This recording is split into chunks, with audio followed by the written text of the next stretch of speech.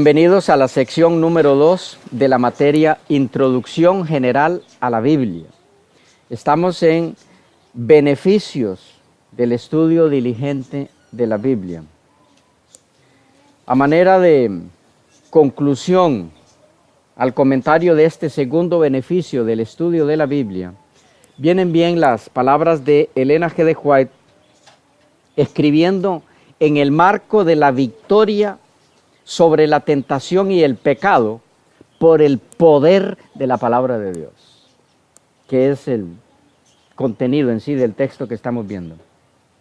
Dice ella, en este caso, en Deseado de todas las gentes, edición 1955, las páginas 98 y 99. Es clave esta declaración, escuchen. Viene el príncipe de este mundo, dice Jesús, mas no tiene nada en mí. Juan 14:30. No había en él nada que respondiera a los sofismas de Satanás. Él no consintió en pecar. De paso, es importante que veamos este texto porque algunos dicen que lo que Jesús quiso decir allí, que no tiene nada en mí, es que no había en él naturaleza caída. ¿Okay? Pero noten cómo ella lo explica. Viene el príncipe de este mundo, dice Jesús, mas no tiene nada en mí. Juan 14:30. No había en él nada que respondiera a los sofismas de Satanás. Él no consintió en pecar. ¿A qué es que se está refiriendo ella con esta explicación? Dice, así también podemos hacer nosotros. ¿Ven por qué nos estaba refiriendo a que no tenía tendencia al mal? Porque entonces también podríamos no tenerla nosotros. No ese es el tema de Cristo. Dice, así también podemos hacer nosotros. La humanidad de Cristo estaba unida con la divinidad. Fue hecho idóneo para el conflicto mediante la permanencia del Espíritu Santo en él. Y él vino para hacernos participantes de la naturaleza divina. Mientras estemos unidos con él por la fe, el pecado no tendrá dominio sobre nosotros. Dios extiende su mano para alcanzar la mano de nuestra fe y dirigirla a asirse de la divinidad de Cristo, a fin de que nuestro carácter pueda alcanzar la perfección. Y Cristo nos ha mostrado cómo puede lograrse esto. ¿Por medio de qué venció Él en el conflicto con Satanás? Por la palabra de Dios. Solo por medio de la palabra pudo resistir la tentación. Escrito está, dijo. Y a nosotros nos son dadas preciosas y grandísimas promesas para que por ellas fueseis hechos partícipes de la naturaleza divina, habiendo huido de la corrupción que está en el mundo por concupiscencia. Segunda de Pedro 1:4. Toda promesa de la palabra de Dios nos pertenece. Hemos de vivir de toda palabra que sale de la boca de Dios. Cuando nos vemos asaltados por las tentaciones, no miremos las circunstancias o nuestra debilidad, sino el poder de la palabra. Toda su fuerza es nuestra. ¿Quieren saber cómo termina la declaración de ella? En mi corazón he guardado tus dichos, dice el salmista, para no pecar contra ti. Por la palabra de tus labios yo me he guardado de las vías del destructor. Salmos 119:11 y 17:4. ¿Es clara?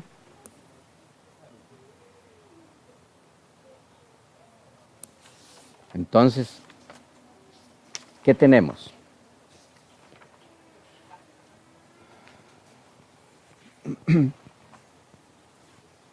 Fortalece la voluntad en la lucha contra el pecado y la tentación, a fin de que todo creyente en Cristo pueda vivir la vida victoriosa que vivió nuestro Señor. ¿Será de algún valor que le dediquemos tiempo entonces al estudio de este libro? Estudio diligente. 3. Proporciona sabiduría. proporciona sabiduría. Salmo 119, 98. Me has hecho más sabio que mis enemigos, con tus mandamientos, porque siempre están conmigo. Pero, 2 Timoteo 3, 14 y 15. Pero persiste tú en lo que has aprendido y te persuadiste, sabiendo de quién has aprendido, y que desde la niñez has sabido las sagradas escrituras, las cuales te pueden hacer sabio para la salvación por la fe en Cristo Jesús. O como lo expresara el famoso Spurgeon, un hombre recto, sin intrigas, es un enigma para los diplomáticos. Sospechan en él doblez sutil que no pueden comprobar, en tanto que él, indiferente a sus sospechas, se mantiene en el mismo nivel y desconcierta sus artes. Sí, la sinceridad y la integridad son la mejor política. Y termina diciendo, el que es enseñado por Dios tiene una sabiduría práctica que la malicia no puede proporcionar al astuto. Aunque es inocente como una paloma, exhibe más prudencia que la serpiente. Y sobre la segunda parte del texto, que dice, con tus mandamientos, porque siempre están conmigo, como fuente de esa sabiduría, el mismo Spurgeon agregó, como un soldado en la batalla, nunca debe dejar a un lado su escudo, así nunca hemos de apartar la palabra de Dios de nuestra mente, siempre ha de estar con nosotros. Un buen hombre, dijo Matthew Henry, vaya donde vaya, lleva consigo su Biblia, si no en sus manos, en su cabeza y en su corazón.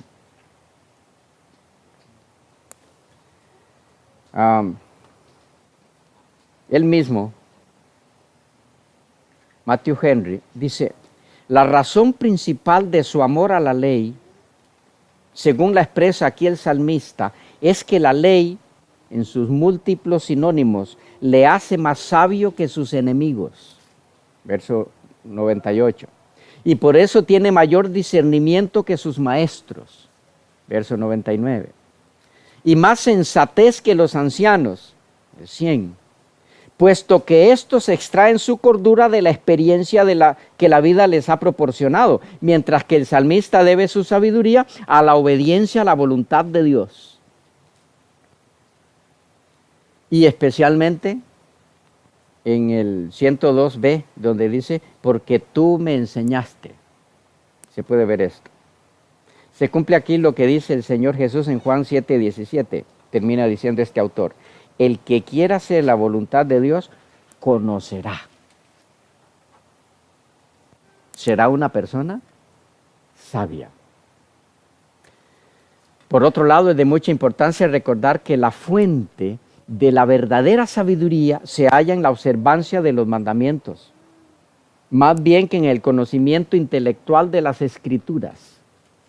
Muy importante recalcar y captar eso. Lo dijo también Matthew Henry. Repito, la fuente de la verdadera sabiduría se halla en la observancia de los mandamientos, más bien que en el conocimiento intelectual de las Escrituras. Así se demostró entre muchos otros en el caso del joven Daniel, hallado 10 veces más sabio que todos los magos y astrólogos del reino, según Daniel 2:20. Pero antes de que eso sucediera, había quedado claro que Daniel no se apartaba un ápice de los principios de fidelidad a los mandamientos de Dios. Esa era la fuente de su sabiduría. No salió 10 veces más sabios que los sabios de Babilonia, así por así. A todo esto es importante que estemos claros en cuanto a qué es la sabiduría. Porque de otra forma podemos confundirnos fácilmente. En esto no nos ayuda mucho el diccionario secular. ¿Por qué? Porque las definiciones que nos ofrece son un poco ambiguas y relativas. Por ejemplo, de uno de los tantos diccionarios seculares leemos como definición de sabiduría así: conducta prudente en la vida y en los negocios. ¿Cómo les parece? La definición de sabiduría de los diccionarios seculares: conducta prudente en la vida o en los negocios. Y luego se desprenden otras. Ahora bien, ¿fue considerado prudente Daniel a los ojos de los babilonios al negarse a comer la comida del rey?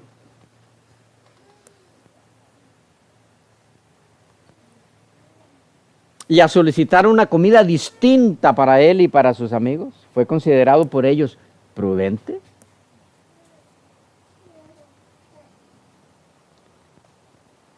Sí, la sabiduría de tal acción se demostró al final, pero no fue visto como sabio ese acto de Daniel, por lo menos al principio, por los que le rodeaban. En ese mismo contexto histórico, fueron considerados prudentes los amigos de Daniel al negarse a adorar la imagen erigida por Nabucodonosor. Por lo menos al principio, fueron considerados prudentes. De nuevo, su sabiduría fue reconocida al final de la historia, pero no al inicio. ¿Ven cómo la definición secular de sabiduría es relativa, es incompleta? Le falta mucho. Otra definición de sabiduría en los diccionarios seculares es conocimiento profundo en ciencias, letras o artes. ¿Cómo la ven? Conocimiento profundo en ciencias, letras o artes. ¿Es completo este concepto de sabiduría? Por supuesto que no. También es relativo. Es decir, depende de en qué área sea la profundización del conocimiento. Porque también están las profundidades de Satanás, según Apocalipsis 2:24. El espiritismo, el ateísmo, el paganismo, etc. Entonces, una persona que tiene conocimientos profundos en esas ciencias es sabio. ¿Ven cómo se queda atrás la definición secular? Pregunta: ¿puede haber alguien en la tierra, algún ser humano, excepto nuestro Señor, que tenga o haya tenido más conocimiento que el que tiene Satanás?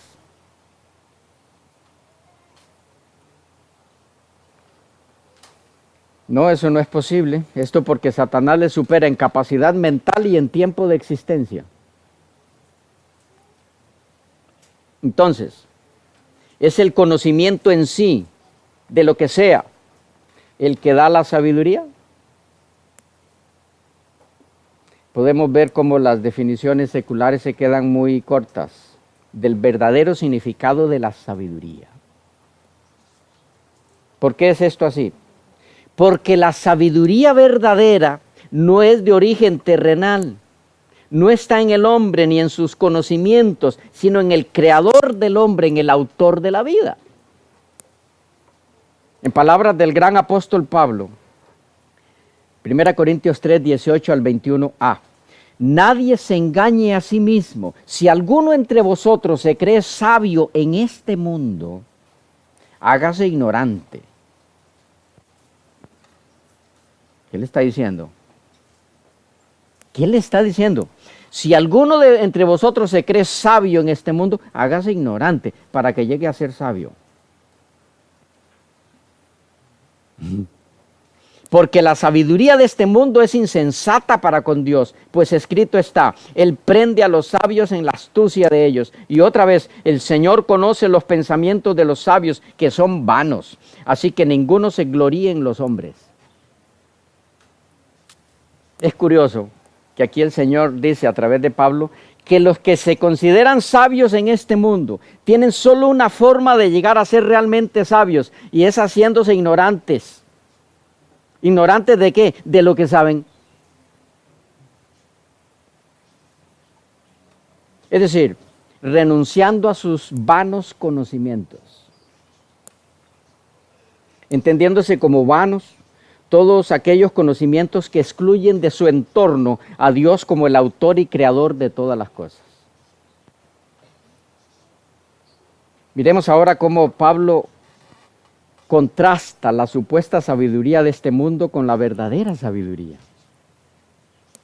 En 1 Corintios 2, 6 al 8, versión Valera 60, dice: sin embargo, hablamos sabiduría entre los que han alcanzado madurez, y sabiduría no de este siglo, ni de los príncipes de este siglo que perecen.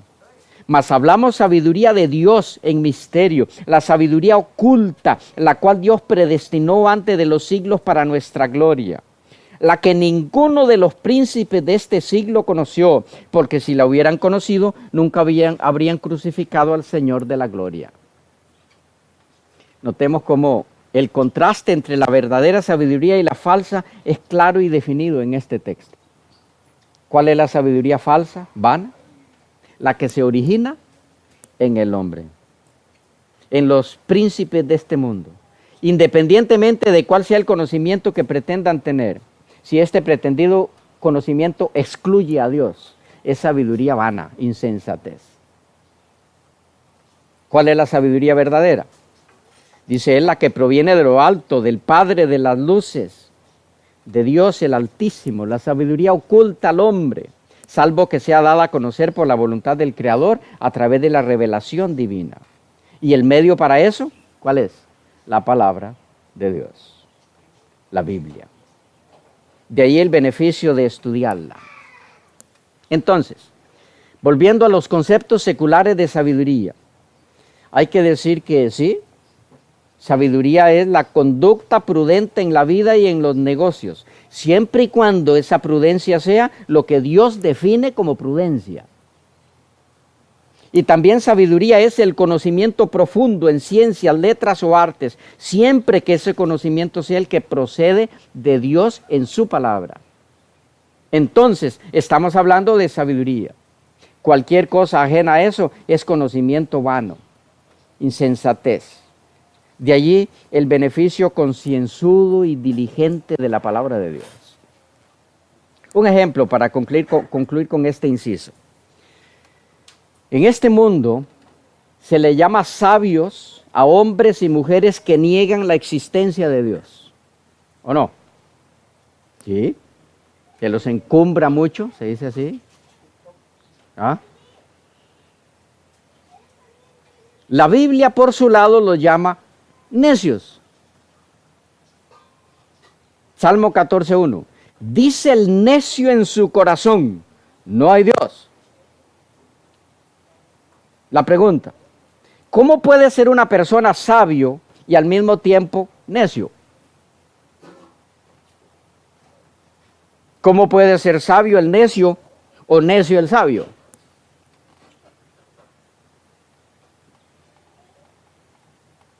La palabra de Dios es la única fuente para producir en nosotros, estudiada diligentemente, sabiduría. Claro es ahí. No hay otra fuente. Es la Biblia. La que hace sabio al sencillo en la sabiduría divina. Número 4. Produce gozo y alegría. Produce gozo y alegría. Salmo 119:11, Reina Valera 60. Por heredad he tomado tus mandamientos para siempre, porque son el gozo de mi corazón. Jeremías 15:16. Fueron halladas tus palabras y yo las comí, y tu palabra me fue por gozo y por alegría de mi corazón, porque tu nombre se invocó sobre mí, oh Jehová Dios de los ejércitos. En el primer caso, Salmo 119:11, tenemos el gozo del creyente procedente de los mandamientos de Dios, vistos como su heredad, como su herencia. Es decir, algo considerado como muy valioso. En el segundo caso, Jeremías 15:16, tenemos el gozo del creyente procedente del comer las palabras de Yahweh, debido a que al hacerlo, el nombre de Yahweh se invoca o es invocado sobre él. Esto de invocar el nombre de Yahweh es alusión al santuario. En Deuteronomio 12:5 y 12:11a,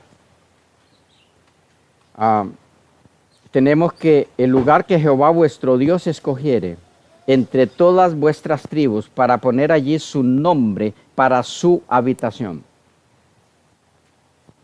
Y lo que denotan estas expresiones no es otra cosa que el derecho de posesión que reclama a Jehová. Es decir, el gozo de Jeremías provenía del saber que pertenecía a Yahweh y que como su pertenencia, Yahweh lo alimentaba con su palabra.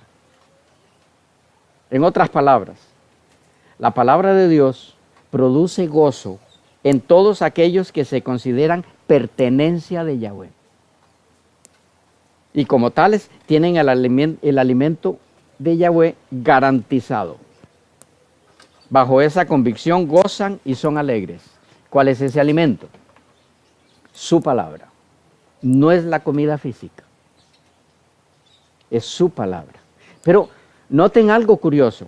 En todo lo que hasta aquí hemos visto, los beneficios producidos por el estudio de la palabra de Dios siempre están relacionados con sus mandamientos. Interesante. Es que sus mandamientos son su palabra. 5. Produce crecimiento en el conocimiento de la verdad para no ser engañados. Produce crecimiento en el conocimiento de la verdad para no ser engañados. Este es muy importante, este beneficio.